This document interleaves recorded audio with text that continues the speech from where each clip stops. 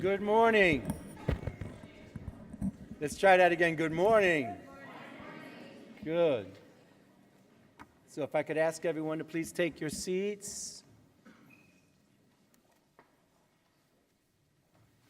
Thank you all for coming to our Miami convening, the South Florida convening of Habitat 3. This is one of 5 such convenings that we're having across the country. This is actually the 4th one to take place. Try to say thank you to everyone who participated, and of course, this wouldn't have happened without the full support of the University of Miami and particularly the School of Architecture and Dean el-Khoury. Your folks have been great. And the AARP Foundation, of course, made it all possible because they are our chief and, in fact, sole sponsor of this event. So thank you very much. And since we're starting a little late today, though not, as I said earlier, not so late for Miami time, but it is still late in my book. So I'm going to actually say nothing and introduce Dean el-Khoury to give welcoming remarks on behalf of the University of Miami. And once again, thank you for all that you and your folks have done. Dean. Good morning. So, and welcome to the Southeast Regional Convening of UN Habitat 3, Building a Resilient South Florida. I am Rudy el-Khoury, and Dean of the School of Architecture, and I am very honored and excited to be hosting this event. We will be hearing from leaders in their respective fields on some of the critical issues in building South Florida's urban resilience. Actually, we have a great lineup of speakers with experts in housing, urban planning, sustainability, public health, education, economics, and architecture. The goal of the local convenings of Habitat 3 is twofold: to raise awareness about ongoing work in building resilience in our urban areas, and to prepare the national delegations for their participation in Habitat 3, the United Nations Conference on Housing and Sustainable Urban Development, to be held in Quito in October. This convening provides an opportunity for examining urban issues in the particular context of South Florida, where sea level rise and coastal resilience are pressing matters, among other challenges that we will hear about today. By the way, the sea level rise is the focal point of our public programs in this coming academic year. So please check the listings for more conferences, lectures, exhibitions on this topic that will continue the conversation.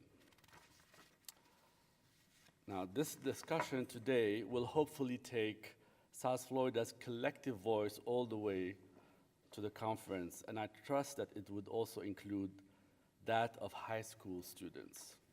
Indeed, on May 25th, students from several Miami-Dade County high schools came together here at the School of Architecture and brainstormed about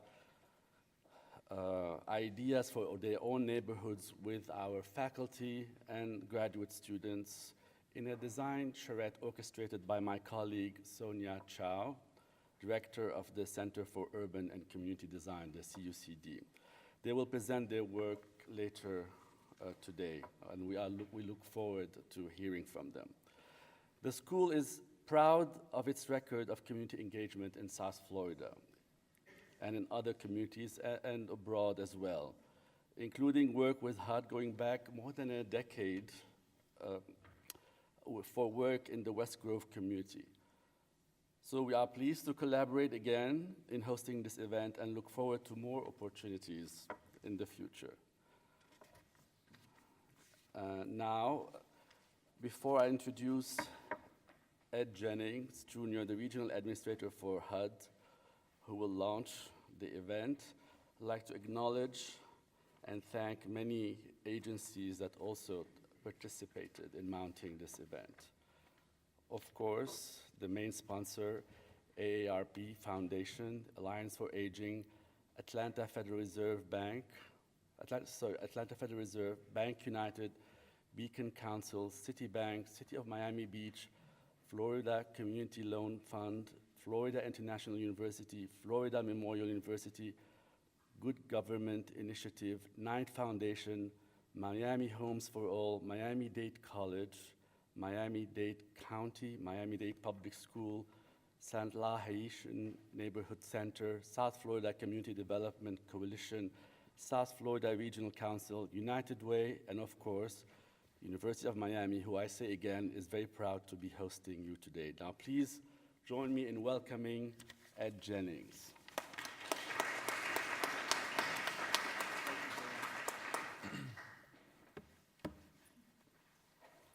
First of all, good afternoon. Good afternoon. I guess it's really good morning. I'm going to tell you what time I'm running on. Let's try that one more time. Good morning. There we go. I've got a lot of thoughts running through my mind this morning, but let me start off on a somewhat somber note. You all, if you've got any kind of device or watched the news in the last 24 hours, some of our fellow Floridians, Americans, and possibly some residents of the world lost their lives just a couple of hours north of here in Orange County. I think it would be appropriate, if you don't mind, particularly when we are talking about international affairs and how we live together as a world of different cultures and faiths, hues, that we take a minute. We take a moment of silence to honor those families.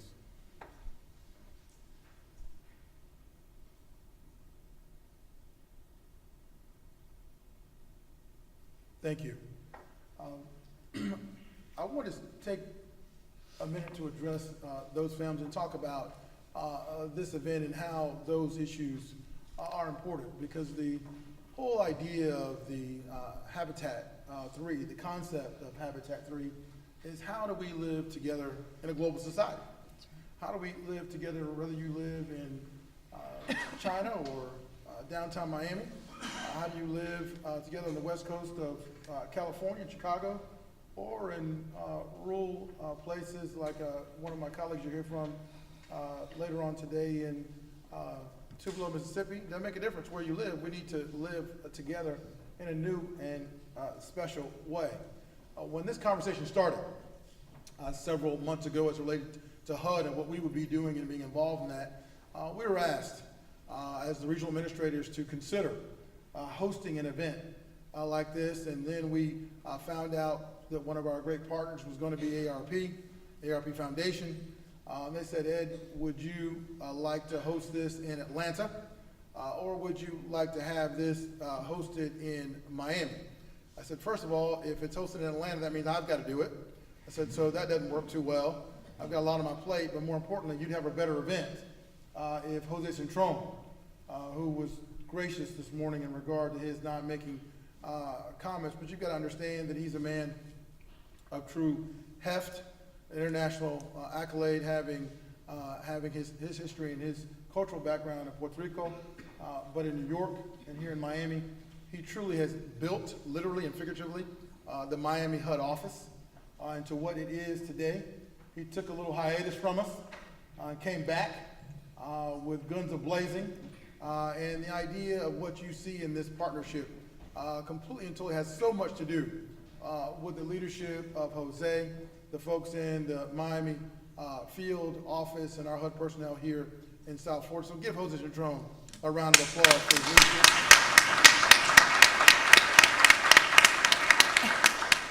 And clearly those of you who have not heard me before realize that my time has not started because I'm still doing introductory remarks this morning. Ms. Marsh doesn't know that yet, but I'll be here for a while having this conversation. He also, because he respects me so much, we've had such a long-standing friendship that he had a personal, and respectfully to Dean, you don't know this, you were being used as a ploy, a token to jab at me very personally. I happen to hail from Gainesville, Florida. where there's a small university there. It's about 50,000, the biggest and best university, not in the state, but in the southeast of the country. And just to make sure that I was aware of where I would be, Jose Cintron decided not to have the event just in Miami, not just on Coral Gables, and that's nice, but he wanted to make sure that we had it on the campus of the University of Miami, just as a little stab in my eye. I appreciate that, Jose. I love you too. But it just says, and it speaks to the plethora of academic opportunities, post-secondary institutions in this state, even at the University of Miami, that I would, as I jest with my good friends, this place has been a pantheon of diversity for a long time, particularly if you're going to talk about going into South Central America and dealing with the population of the cultures of that part of the world. You can bypass the University of Miami, but you will have missed out on the cornerstone of what educational opportunity means for this part of the world. So I'm ecstatic to be here, even though I'm wearing my gator tie in protest today, because that's what I would do. I would say to you as well, and I don't think Secretary Castro would want me to say it quite this way, but I'm going to say it because we're on our way out. And so either I go out next week or I go out a couple months from now, so we're okay. I've got a little room to make commentary. This event, as Jose said, is the fourth of 5 regional events. But this one particularly, I will tell you, sadly, is really anticlimactic. And the reason that it is because the kids of Metro-Dade's county school system got together a few weeks ago. That's right. And everything that you could imagine, that you could think of, that you could want to talk about, they did. All of the issues and challenges around sustainability, using housing as a platform, how the 22nd century community will be, not you young people who think you're millennials. I don't know what the group is called, post-millennial, but that's who they are. And they addressed in that event, respectfully, is being heralded, has been heralded already around the country, because it was a unique one where that next generation said, we can be here solving our own problems. And that really is the core of what this event is about today.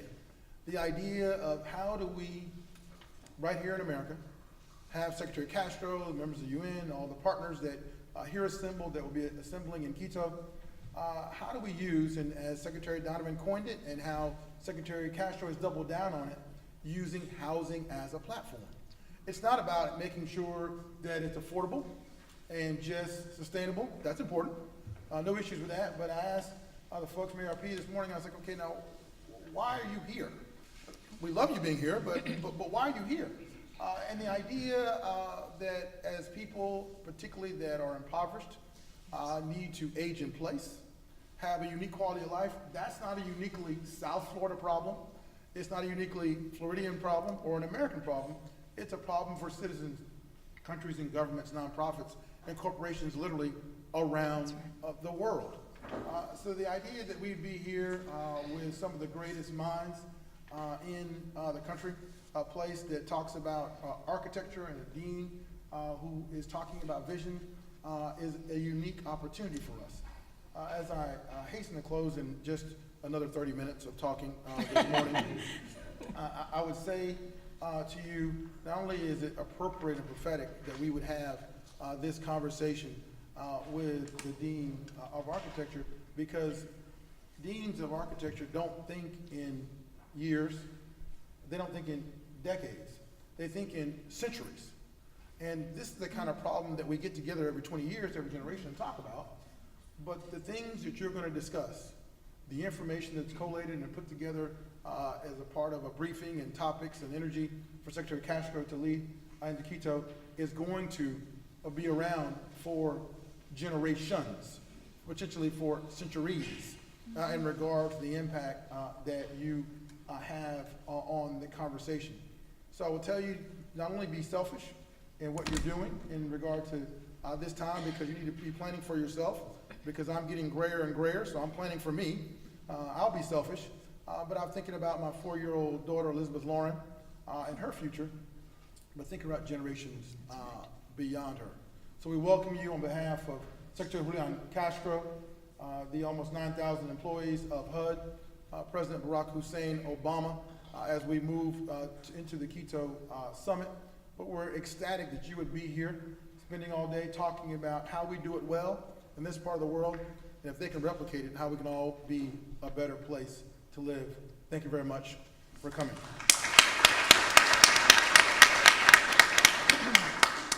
And as I said, these things don't happen lightly. Not only is University of Miami and el-Khoury has been our host, physical host in this, but we do have to have sponsors.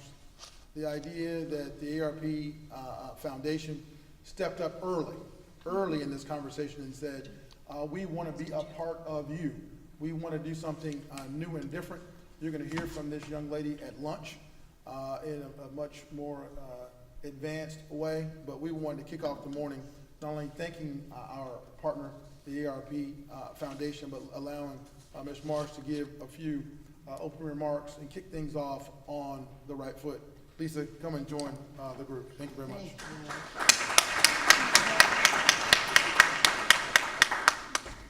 Thank you to Dean el-Khoury and to Ed for such a wonderful welcome, and I'm pleased to be here with my colleagues Dan and Kara from AARP Foundation, and just checking in to see how all of you are doing. Ed, I appreciate that you began this convening with recognition that Floridians are suffering in Orlando, that we all are, and I know that for all of us, we want to be focused on the task at hand today, but our hearts and our minds are largely thinking about how much we need to eradicate violence and hatred, and that we're also thinking about the LGBT community in Orlando and around our nation as well. But when we think about resiliency, it's important, as you said, to say we are really in this together for stronger communities. As Ed has said, resiliency is at the heart of everything that we do at AARP Foundation. We are always delighted to partner with Jose Cinturón, so another round of applause to all of our colleagues from HUD and from Jose, because as you heard at the foundation, we work to transform the lives of low-income older adults to be sure that they have access to nutritious food, to safe housing, to a steady income, and to sustaining social bonds. And so much of our work is right here in South Florida. It feels like I was just here yesterday. It was actually 4 weeks ago. We're with the Miami Dolphins and over 5,000 volunteers across the lifespan. We packed over 1 million meals for food insecure older adults right here in South Florida. The work that we do is informed by a very strong and broad relationship with HUD at all levels. We're really pleased to be working with them on thinking about housing as a platform here in South Florida and across the nation.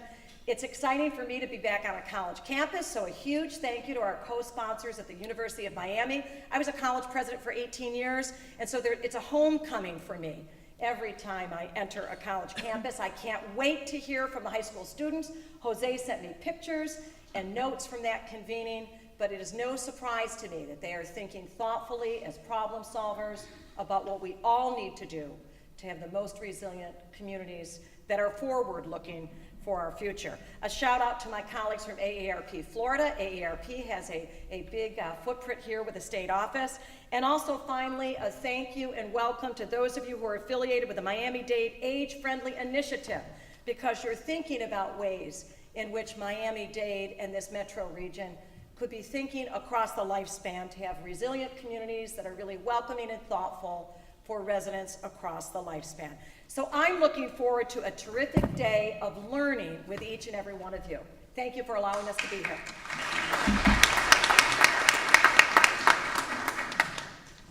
So Lisa was a president of a college for 18 years. I was a student in college for, no, I won't say 18 years. Lifetime learning, It's Jose. a lifetime learning, is right.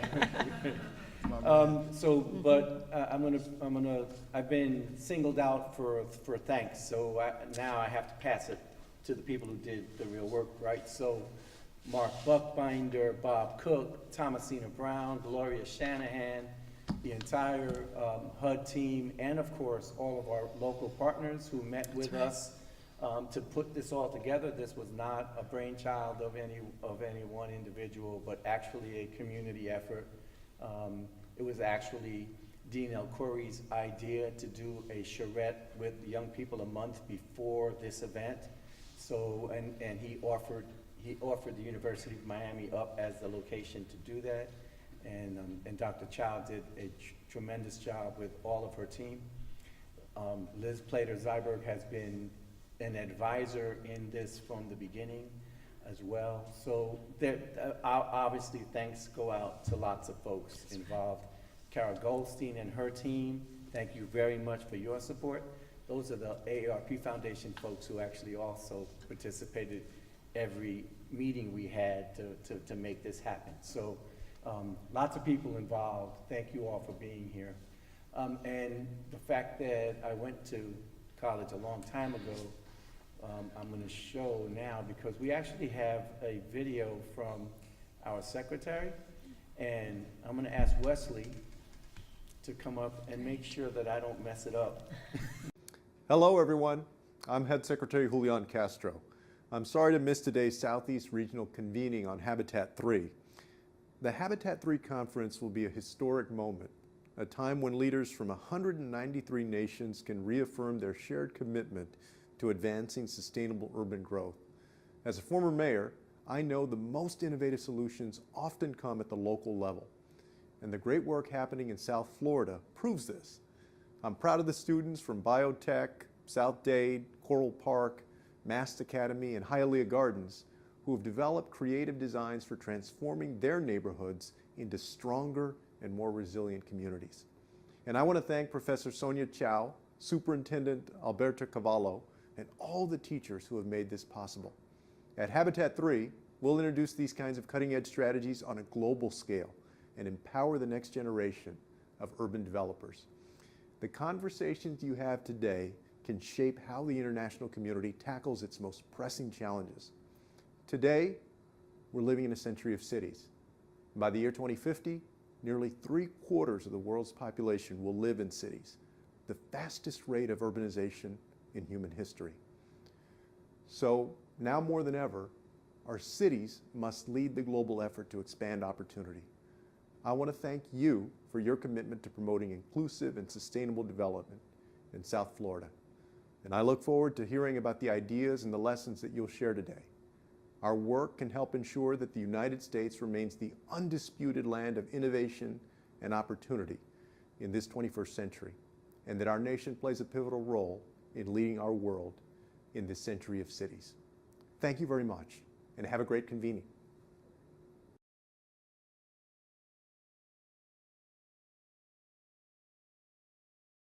The introductory panel, I will introduce in a second, but I do note that Commissioner Levine Cava from the Miami-Dade County Commission is here, seated in the front row.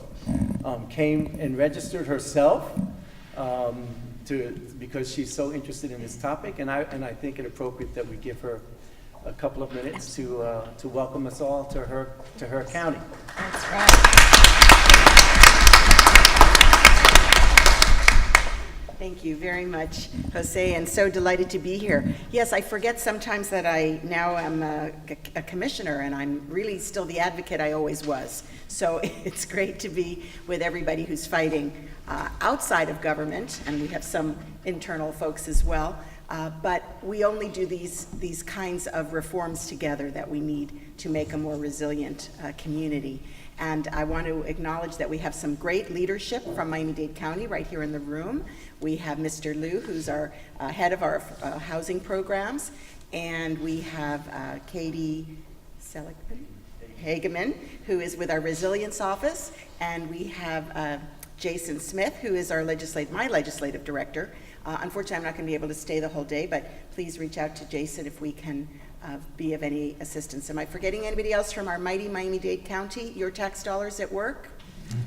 Of course, we have federal tax dollars at work right here as well. But I appreciate having an opportunity to just say a couple of words because this topic is so very near and dear to me. I believe that housing is a human right. Now, I'm not sure all my colleagues on the dais, all the commissioners would agree with that statement, but at least we are united in recognizing that housing is an essential part of our community infrastructure and our resilience strategy. And we know that if we don't take our housing needs into account, that our economy cannot grow.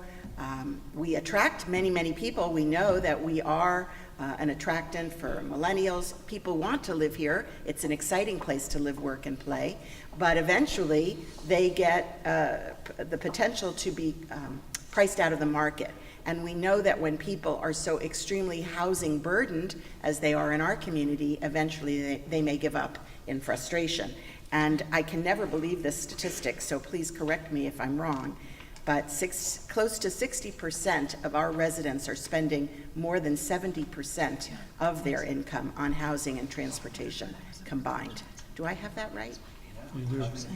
I mean, it's insane, right? That is just totally unsustainable. And then I wanted to tell you that with the partnership of many of the advocacy groups in this room, including Bobby Ibarra with Homes for All, certainly the University of Miami, and Robin Bakken's team, and many others, we have made some incredible strides along the road to recognizing housing as a critical infrastructure need.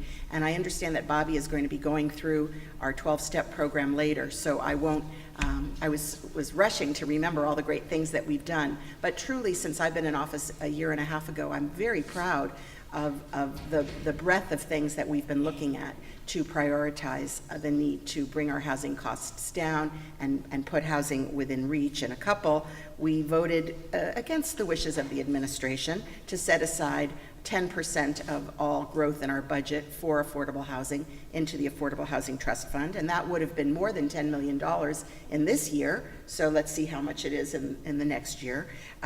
We are reserving county land prioritized for affordable housing within 2 miles of transit corridors. We've prioritized senior affordable housing, although we know we have a need across all of our populations. On first reading, we've adopted a mandatory inclusionary zoning ordinance that would require any developer making 20 units or more of housing to set aside 10% as affordable.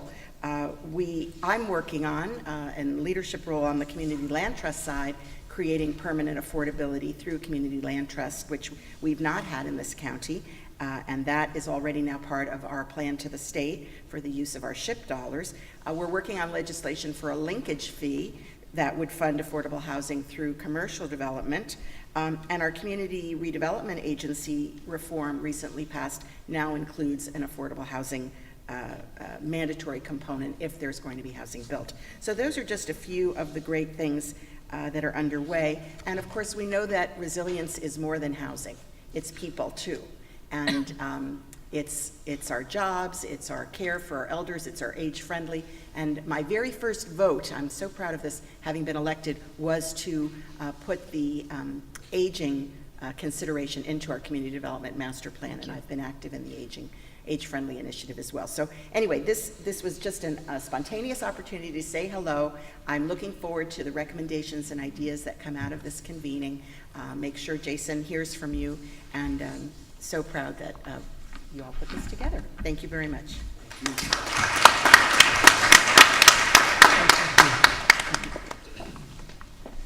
So we're going to spend a lot of time today in 4 different panels talking about South Florida issues and resilience issues in South Florida. But I think it's important that we understand the entire Habitat 3 context of what we're doing here today as well. And Ana Marie Argilagos is here to help us do that. She's with the Ford Foundation now, but she's been doing this type of work for many, many years, including a long stint with us at HUD. So we always love our family when they go on to, you know, make the big bucks in the Ford Foundation and things, but they're still our family. So I asked Anna to come up and share her knowledge with you all. No, actually, I think I have an addiction to HUD because I was at HUD for 4 years in the 90s, and then I came back. Keep coming back, so yes. So whenever Jose asks me to do something, I say yes, of course. And thank you to my colleague, Ed Jennings, for having us today, and for, without a skip and a beat, for saying, yes, we'll do this, even it's at the University of Miami. Lisa, you and your team have been there from the very beginning when we started convening conversations on Habitat 3 and the possibilities of bringing a strong U.S. perspective, so thank you. And of course, my deep appreciation to the Dean of Architecture, el-Khoury, here at the University of Miami for hosting us. As Jose said, my name is Ana Maria Argilagos, and I'm a senior advisor at the Ford Foundation in New York. And it is truly wonderful to be with you here in Miami, the city where I grew up. I grew up 3 miles away from here. And last night, if I go off script, my mom drove me around South, like Brickell and all of South Miami. I used to work in a building called the Mary First Building. At the time, it was 11 stories. It was the tallest building in all of downtown Miami. I don't even think it exists there, and 11 stories would be low density, I think, right now. Yes, it's tucked in between other Yeah. buildings now. Yeah. Incredible. There's cranes and construction everywhere, so it's really exciting to see the city changing. But it's really critical, as Ed was saying, we need to change it in a way that's resilient, sustainable, inclusive, productive, that it's that way for not just this generation, for generations to come and for centuries to come. So that we're talking together about the South Florida of the future feels very good. Those of you that are familiar with the Ford Foundation know that our work is about disrupting inequality in all of its forms. That's great, but you're thinking, why is Anna Marie here talking about Habitat 3? It's because disrupting inequality means that cities need to be just and inclusive. It means that we need to look at equitable development and spatial inequality. So it's great to be at a school of architecture where you're thinking about space, not just the bricks and mortar of a building, but the space of our cities and our communities and our rural places. How our cities and this built environment build so people can thrive, so it can be platforms for opportunity and access. What we do with our cities, even though it's concrete and wood, it's not neutral. Where our cities, where we place our houses, where we place our transportation, none of that is neutral. It impacts people's access to opportunity. And so Ford is interested and committed to making cities better places to live.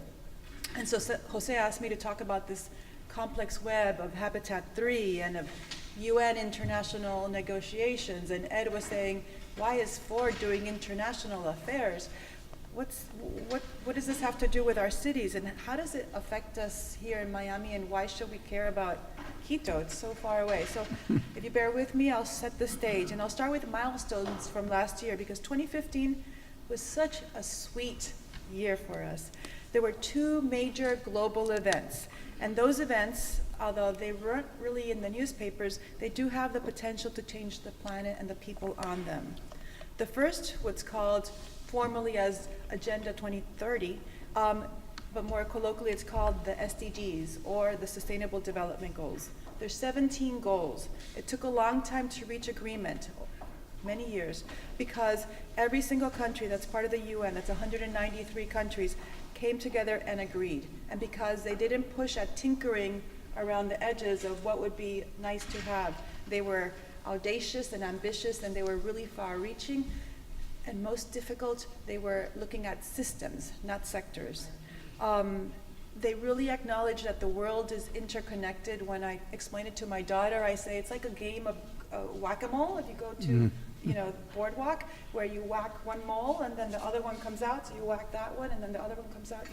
So if we're looking at sectors, if we're looking just at housing, you don't really recognize then the benefits and the dangers of what happens in other sectors. So that's why I really love when Secretary Donovan came up with housing as a platform, because it does play to that reality.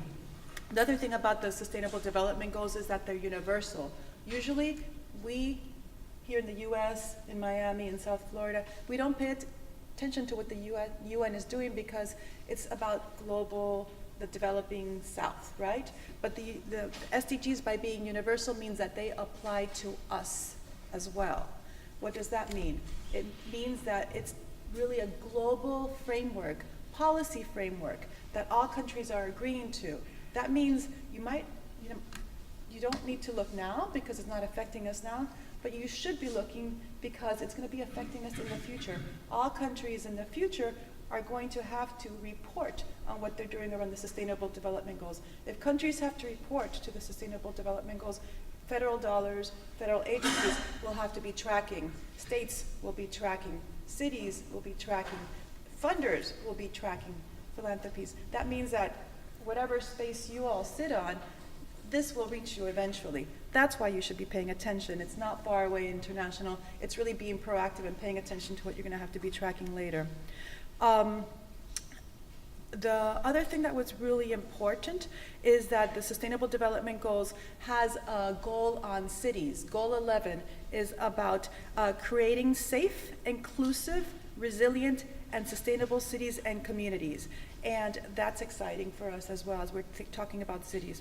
The second major agreement came in late in the year, and that one was hard to miss. That was the Paris Agreement, the first ever universal and legally binding climate action plan.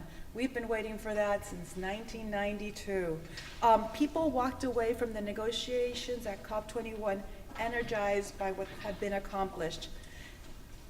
And I've gone to a bunch of these, and let me tell you, people rarely walk away from these happy or energized. That was different, it was historic, and that's because what was agreed to was ambitious. Acting on that agreement will allow us to protect our planet for generations and centuries to come. To a large extent, it worked, and it happened because mayors were there. Thousands of mayors. It was exciting to see. And the mayors, even though our nations, our countries, were kind of like dickering on the ends, like not really excited and not really sure that they were going to, what they were going to do and how much. The mayor said, okay, countries, you might not be ready for work, go to work, but we're going to work. They put up their sleeves, and the mayors are the ones that made big commitments. And when our countries, our people that were representing our countries, saw what the mayors were pledging to do, it upped the game, and our countries also upped their game, and we have an agreement. So that was exciting, but it shows that you, as civil society, as academics, as commissioners, can push your mayors, your local authorities, and that does trickle up, and it does big things. So what's the thing about these two historic agreements?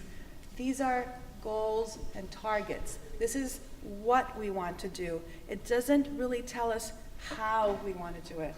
And that is why Habitat 3 is important, because that's our challenge. It helps us in the implementation. Habitat 3 is our roadmap to how we're going to get to the sustainable, resilient, inclusive cities and communities that we want. And so this Habitat 3 conference that we don't know much about is happening, and it's happening in Quito. It's happening in October, this October of 2016. And it's our opportunity to move from the goals to the implementation and get into action. Let's see, we talked about the enabling framework. So how do we build these future cities that will, you know, how does that happen? Some of the problems is that city leaders are faced with so many challenges. Having been in the administration, we know that the capacity is a reality. We have a great initiative, if you haven't looked it up, Strong Cities, Strong Communities, which talks about just that. Money is important, money is critical. I'm on a foundation, I know money is important, but it's not always money. It's also about the tools, the practices, the policy, and the capacity.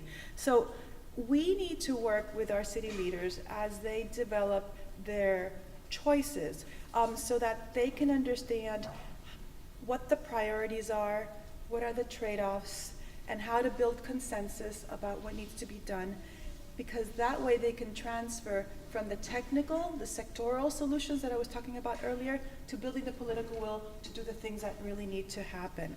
What's very scary is what I call lock-in, and you all probably study that when you're here in the architecture school. If our mayors and our cities and our governors are just jumping from problem to problem, from crisis to crisis, and not thinking about these generations and these centuries that we need to look forward to, they have the potential to lock into bad infrastructure. Some bad infrastructure you can fix, like maybe a wastewater system, or where are the bike routes, right? You can just repaint those. Some things take decades to fix, maybe even a whole generation. So how can we work with our cities to avoid this lock-in. It's really clear if you work with practitioners that we know what works, and some of it was referred to earlier. We know that mixed income, mixed use works. We know that people need public space, green space that's safe, accessible, multimodal ways of getting around, transit that's near housing, walkability, bikeability. That's all really important. What's also crystal clear is that cities, nations cannot make trade-offs between cities that are inclusive, cities that are green, cities that are productive. When I was at HUD, I was working with many ministers all across the world. And we were talking about what Secretary Donovan, what President Obama is talking about, that we need productive, green, resilient, inclusive. And the ministers would tell me, yeah, but all we need really right now is jobs. We need to get our economy going. And I would say, with all due respect, you're not going to get a strong, deep, durable economic situation going if you're not paying attention to inclusive and if you're not paying to sustainability. The three are interdependent and they're connected, and we must look at them that way. What else is the other thing that's interdependent and interconnected is our cities, our suburbs, the peri-urban, the rural places. We must think about them together, because what happens in one more and more times happens in the other. And deep participation, which is why it's great to have you all here, because deep participation and voice, so that those that are using the city's services, systems, and are affected by them are being consulted and providing ideas. And so the great news is that this UN conference is so inclusive, as was the Paris Agreement. We have deep participation, and I'm expecting that we'll have over 1,000 mayors converging in Quito this October. We're going to have probably about 15,000 members of civil society as well. You guys in Miami can make it there so easily, so I'm hoping that you're all there. We talked about the vision for the Habitat 3, the must-haves and the what's essential. I'm hoping that you all, even if you can't go to Quito, are able to go online, because there's a platform. Besides these regional convenings, there's an online platform where you guys can go in and put your ideas. And right now, I mean, just this Saturday, nations were giving their input to the UN. They're going to be every 2 weeks until the end of the summer. Nations will be revising their point of view. So there's a lot. Our country is listening to us. They want your input. So I'm hoping that you take advantage of all of that. So the other thing that's important is, after you provide the input, there's going to be a very important process of implementation and of monitoring. And so I know that HUD, being so familiar with HUD, is going to be very much deep in the middle of this implementation and monitoring, and I hope that you will continue, because that's when the hard work will begin. So the conversations that you have today, these challenges that you discuss, the insights that you come up with, these all need to be captured and shared, because they're going to be really forming the foundation for this new urban agenda. What you're all doing is essential so that US can be prepared and well prepared, and that's what we're going to bring to Habitat 3. We at Ford are committing to working with you, side by side with you, lending our support in whatever way we can. And I'm hoping to walk away from this morning and today very, very inspired with new ideas. So thank you very much, Jose. Thank you.